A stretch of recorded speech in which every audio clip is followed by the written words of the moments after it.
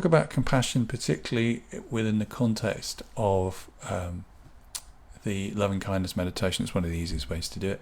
So, compassion means to bring yourself to a situation with kindness, with thoughtfulness for somebody else, and also for yourself. So I'm going to run you through the easiest and kind of most powerful way of doing a compassion and loving kindness meditation. And it has a number of steps, but they're pretty easy.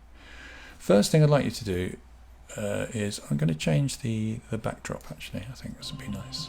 Oh yeah. Got a bit of music in the background, hopefully that's coming through as well.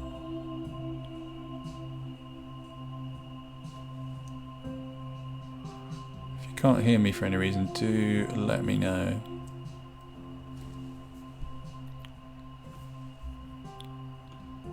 That looks fine. Okay. So, first thing I'd like you to do is just get in touch with what it feels like to be in a place of kindness. So for you, when for you are you kind? Who are you kind with? Who do you find it easy to be kind with now? It could be your kids, could be your best friends, could be your puppy, your rescue dog, could be around nature. But just start to connect with what it feels like to be kind. What that feels like. Where does that feel in your body? What are your thoughts like? How does your mind think? What's your breathing like?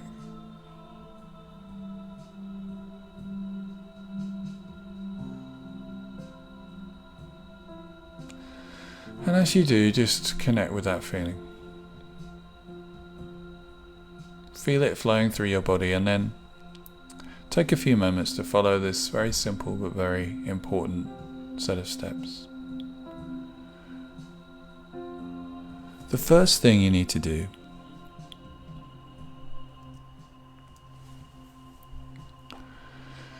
is to pour that kindness towards yourself.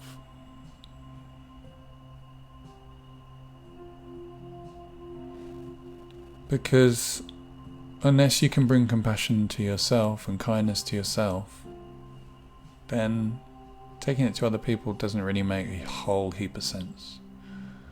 So practice maybe having it coming in waves, just watching it like the waves on that beach.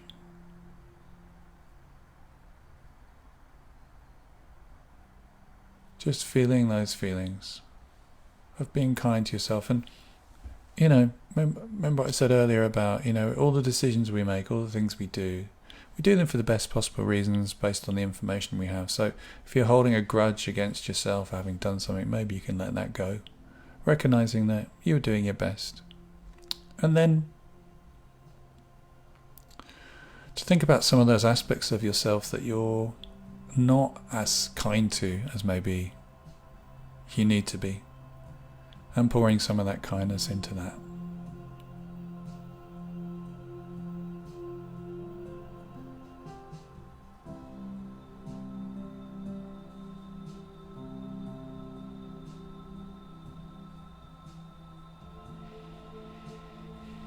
And then taking a few moments when you really have a sense of being kind to yourself and aspects of you that maybe you've been resenting, developing a sense of forgiveness, kindness.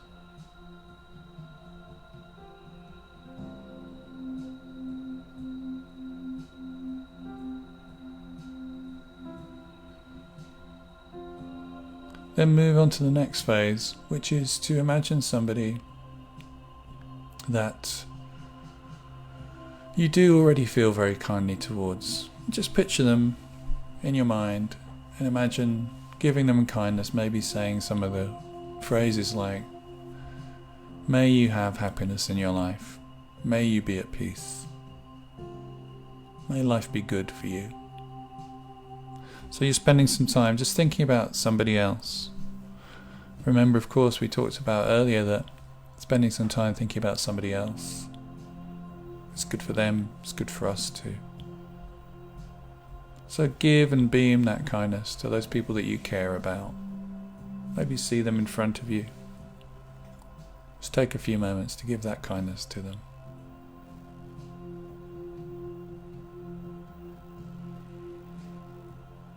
And then I'd like you to think about the third person.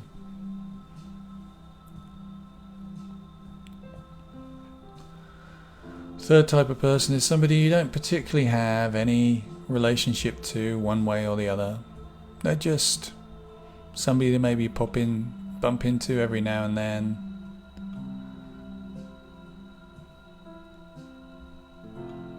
But,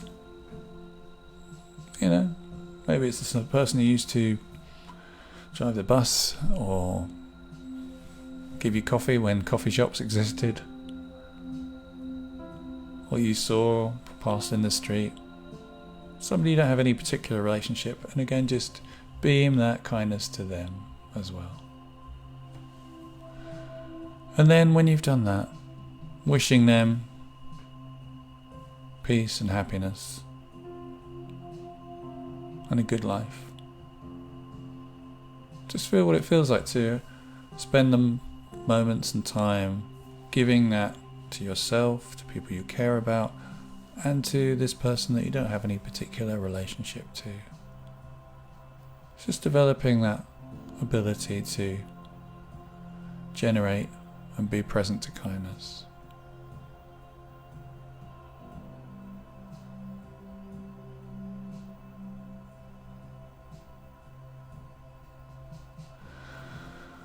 And then, probably the most important, and for many people the most transformational thing, is to think about somebody who you don't have a fabulous relationship with. Somebody who you feel slighted by, or maybe you've just got stuck in some kind of not very powerful,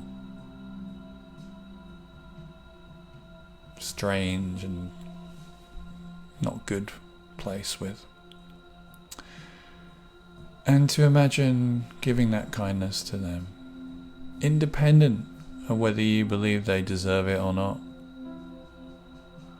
independent of whether what they did was good or bad, righteous, wrong, whatever your judgments are, let them go and just decide to give them kindness. Because the Buddha was renowned for saying that when we hold resentment against someone else, he says, holding on to anger is like holding a burning coal.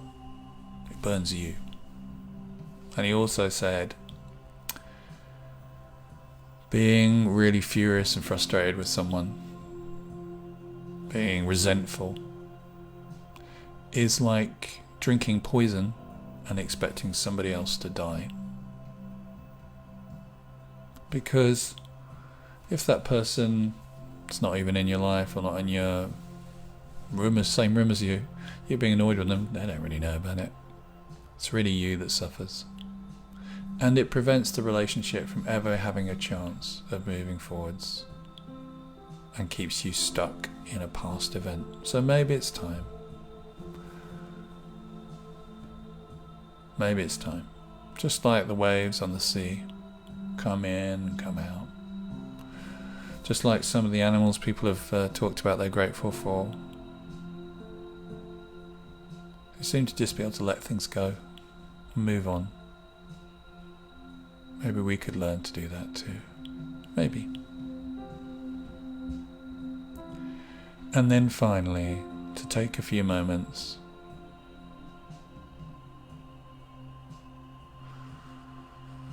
to wish them peace, happiness, and a good life.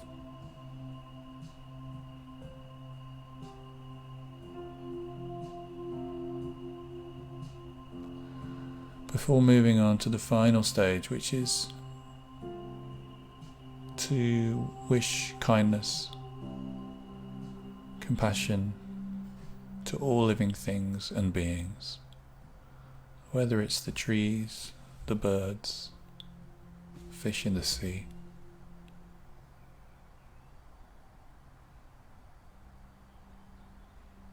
To just take a few moments. And then to slowly bring yourself back in your own time. Thanking yourself for taking the time